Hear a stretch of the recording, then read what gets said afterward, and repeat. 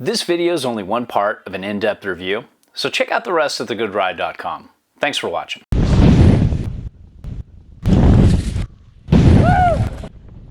Welcome to The Good Ride. I'm James Beastie, and my snowboard knowledge runs deep. So deep, it puts my wife to sleep if I'm ever stupid enough to talk to her about it. And this is the Spring Break Powder Pill 158. Next to it is the Powder Glider 158. And these are two of my all-time favorite powder boards. And I want to talk about the Pow Pill because it came back. And I rode this years ago and loved it, owned it. Then it was discontinued. Then they brought it back with the new construction that they have these days.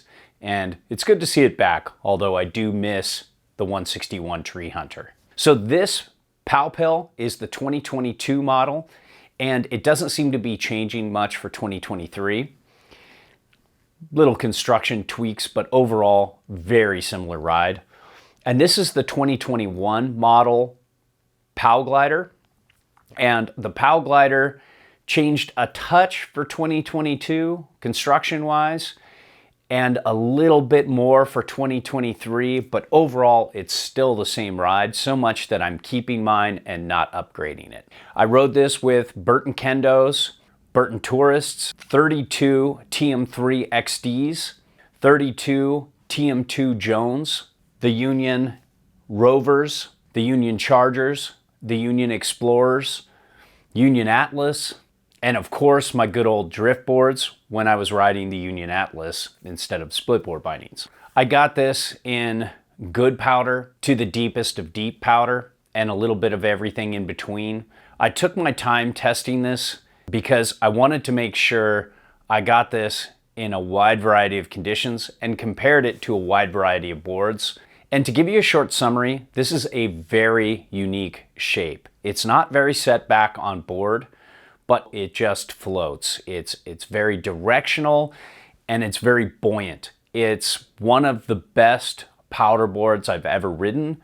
It just sits on top of the snow differently than almost any other powder board I've ever tried.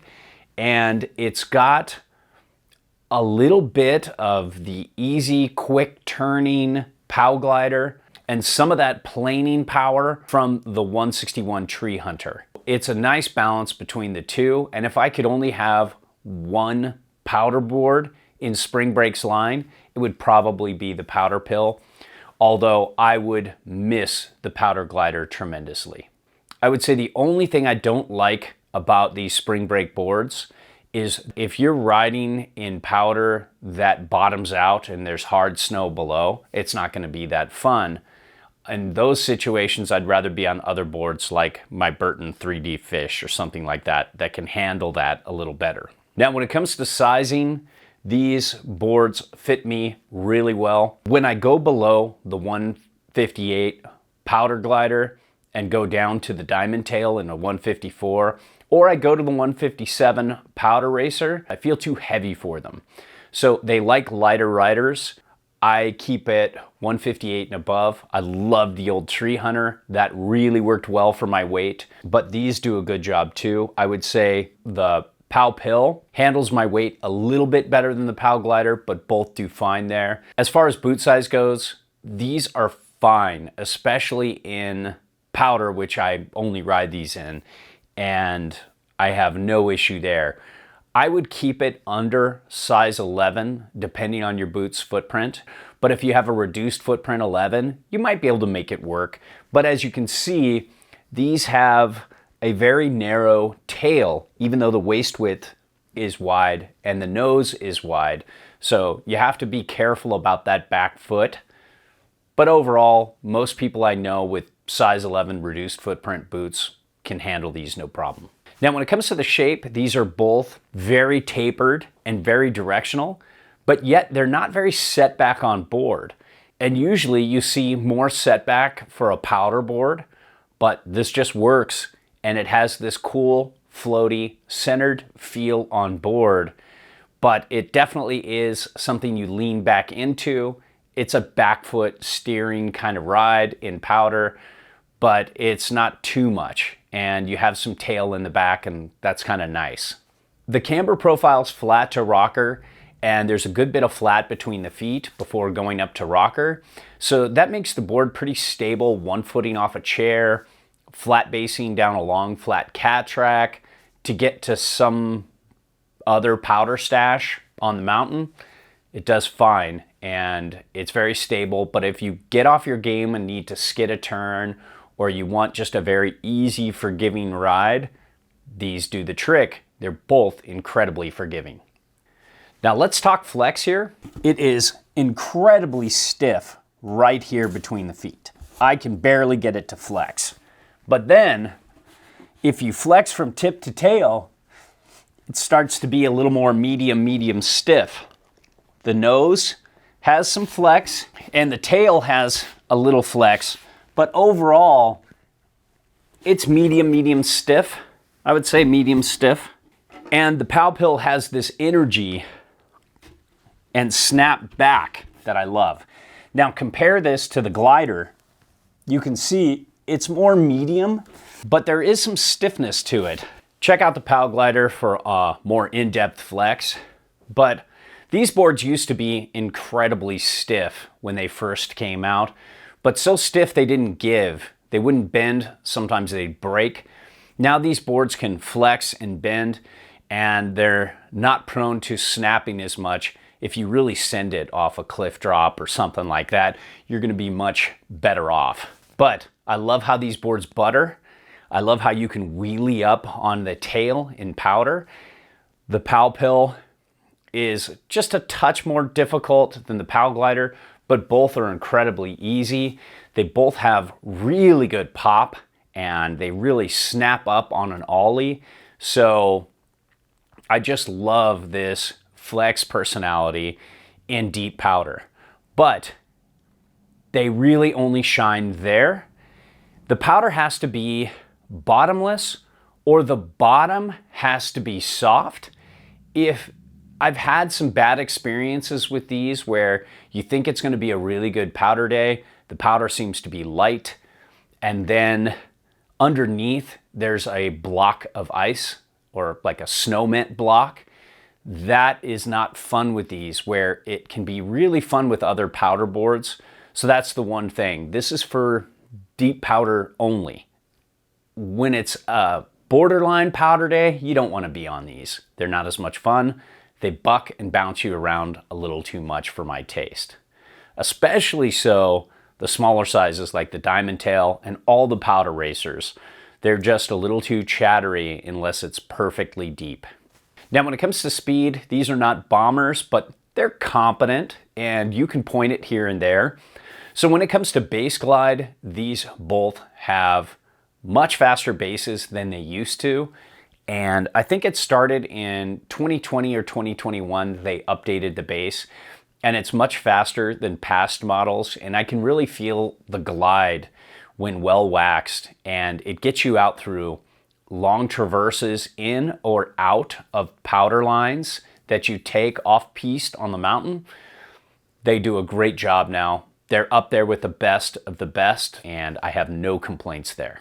Now, edge hold isn't great. If you happen to have some icy drops that have a lot of powder below, it might be a little sketch, but overall, it's not really a concern for most people because you're just going to be in deep powder. Now, when it comes to turning, both turn really fast. The old 161 Tree Hunter was a little slower than both these and could be a little cumbersome, ironically, in a tight tree line. But both of these turn really well. The POW glider's a little more turny, a little more quick in the trees, but the POW pill is pretty close, and I think it's great. You don't want to carve with these. It's pretty boring. I've tried it, but doable in soft snow, but boring. Now, when it comes to float in powder, directional float, neither of these are really that set back on board. This one is, I think, almost 4 inches, just a little less back from center of board with a 22.75 inch stance width. This POW pill is only 3.375 back on board with a 22.75 inch stance width as well. So that isn't super far back. If you compare it to like the Karua Dart, it's like almost 8 inches back from center of board. A lot of powder boards ride like this in powder. The tail sinks way far down, the nose is way up, and you're kind of riding through powder like this. They're unsinkable, but it's just so different from these two guys here.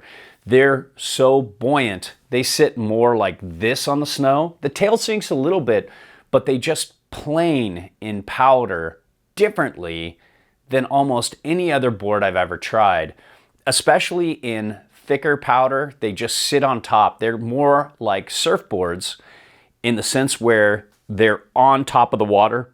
They're actually floating. They're not really totally like surfboards because you are riding it more centered, but they have that buoyancy and that float, and it's just unique and exceptional and just so fun. I even compared this against a 201 centimeter Rad Air tanker, which floated incredibly well. Then I got on this thinking I would be bummed after just having so much speed and float and length. And I wasn't. I just loved it. So on one of the deepest days of the year this year, it was super light for the Northwest. Not Utah blower pow light where it just looks like down feathers are blowing everywhere. It was light to where your board sank down, but not too light to allow you to keep your speed. So it really taxed almost every board out there on the mountain. Everybody was getting stuck.